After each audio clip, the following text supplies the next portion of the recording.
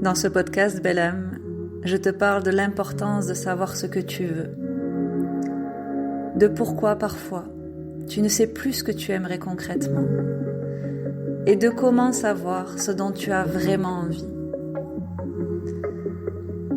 Pourquoi l'importance de savoir ce que tu veux ? Tu vois, il y a quelque temps, j'ai discuté avec une amie qui était perdue dans sa vie. Je te prends cet exemple qui est parlant, mais c'est une situation que je retrouve souvent chez les personnes que j'accompagne. Je lui ai demandé de m'expliquer ce qu'il se passait dans sa vie, qui lui donnait ce sentiment d'être perdue. Après l'avoir écoutée, je lui ai demandé de me dire ce qu'elle aimerait à la place. De suite, elle m'a répondu, avec une longue tirade de « Eh bien, tu vois, je ne veux plus ceci, je ne veux plus cela. Quand ça se passe, ça ne me plaît pas. Je ne veux plus revivre ça. Je ne veux plus penser ça, ressentir ça. » Du coup, je l'ai stoppée. Je lui ai expliqué que ça m'intéressait pas de savoir ce qu'elle ne voulait pas, mais moi, ce que je voulais savoir, c'était ce qu'elle voulait. De quoi tu as vraiment envie ? Qu'est-ce que tu as envie de vivre ? Qu'est-ce que tu as envie d'expérimenter ? Quel sentiment tu veux ressentir ? Quelle joie tu veux avoir le matin quand il te lève ? Et pourquoi faire ? Pourquoi vivre ?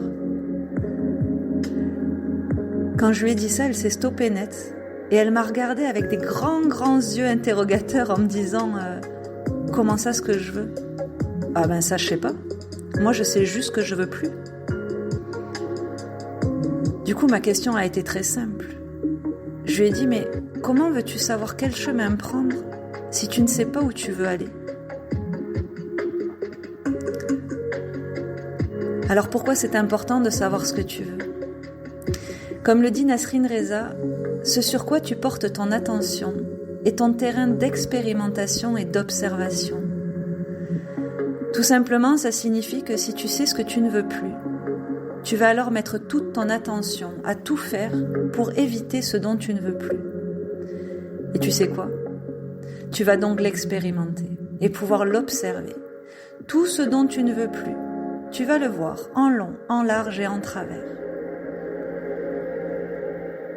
Alors que quelle que soit la complexité de ta situation actuelle, si tu te focalises sur ce que tu veux, tu vas alors porter ton attention à ce qui te fait envie et par là même créer le chemin pour y accéder, pour l'expérimenter, l'observer, ce qui va te permettre de faire évoluer ta situation actuelle vers une situation qui te convient de plus en plus. Et chaque expérimentation, chaque observation va te permettre d'ajuster au fur et à mesure pour que ta vie ressemble de plus en plus à tes souhaits. Alors tu te demandes peut-être pourquoi parfois tu ne sais plus ce que tu aimerais concrètement. Essaye de te souvenir, aussi loin que tu le puisses, et remonte le fil de ta vie. Combien de fois t'es-tu interdit de penser, de dire, de ressentir, de vivre quelque chose ? Prends quelques minutes, observe combien de fois cela t'est arrivé. C'est difficile tellement il y en a, n'est-ce pas ? Inutile de te le reprocher, ou pire de le reprocher à d'autres. Inutile de t'auto-flageller. Il s'agit juste là d'une réalité commune à beaucoup d'individus. Nous avons plus appris à nous restreindre, à nous contenir, à cacher une partie de nous, qu'à exprimer qui nous étions, ce que nous souhaitions et à le vivre. Après cette prise de conscience, il paraît tout à fait compréhensible que notre âme, notre moi profond, ou notre essence, peu importe le nom que tu lui donnes, se taise lorsque enfin nous lui donnons la parole. Et là, on se retrouve face à un double dilemme. Quand on se pose la question « Qu'est-ce que je veux vraiment ?» Premier dilemme n'étant que notre fort intérieur se dit qu'il ne sert à rien de nous répondre, parce que nous allons balayer d'un revers de main ces dires. C'est une habitude que nous allons commencer à changer et à faire évoluer si nous sommes bien décidés à écouter enfin ce à quoi nous aspirons. Deuxième dilemme n'étant que parfois nous avons envie de savoir ce que nous souhaitons vraiment, mais que sous certaines conditions. Tu vois, genre si ça n'implique pas trop de changements, pas de perte de confort ou pas de prendre une décision. Bref, nous sommes d'accord pour entendre si ce n'est pas trop difficile pour nous. Quelle que soit notre situation, il est tout à fait faux de penser que les changements se feront tout seuls, sans implication de notre part. Comme on dit, si tu fais toujours la même recette, tu auras toujours le même gâteau. Et c'est pareil dans notre vie. Les mêmes causes produisent les mêmes conséquences. Tu vois, Isabelle Guelling, elle a une phrase qui est très amusante à ce sujet. Elle dit que tout objectif flou conduit irrémédiablement à une connerie bien précise. En gros, si tu souhaites du changement, il te faut te mettre au travail, t'impliquer, créer ta nouvelle réalité, ce qui implique des choix, des prises de décision et des actions. Alors comment savoir ce dont tu as vraiment envie ? Si lorsque tu te demandes ce dont tu as envie, rien ne vient, c'est tout à fait normal.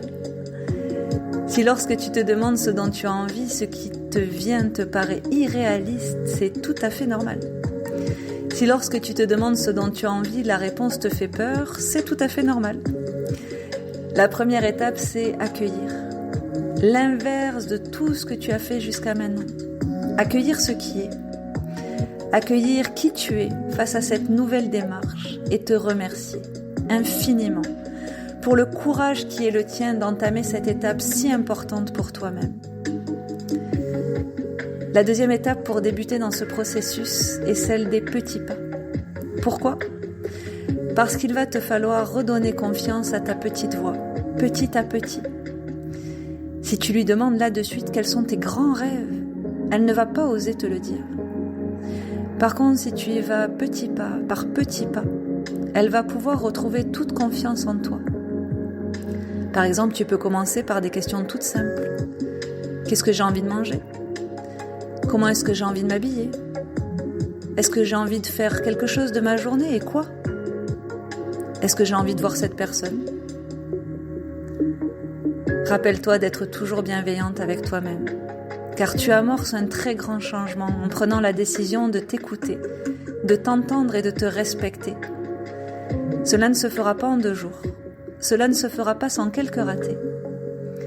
Mais plus tu seras douce et accueillante avec toi-même, plus tu entreras dans cette nouvelle vie que tu te créeras avec durabilité et plaisir. Voici déjà un début, une amorce, quelques pistes et surtout un partage du cœur que je souhaitais t'écrire pour t'accompagner sur ton chemin vers ta reconnexion à toi-même dans la connaissance, la compréhension et l'amour de toi. Avec tout mon amour, Caroline.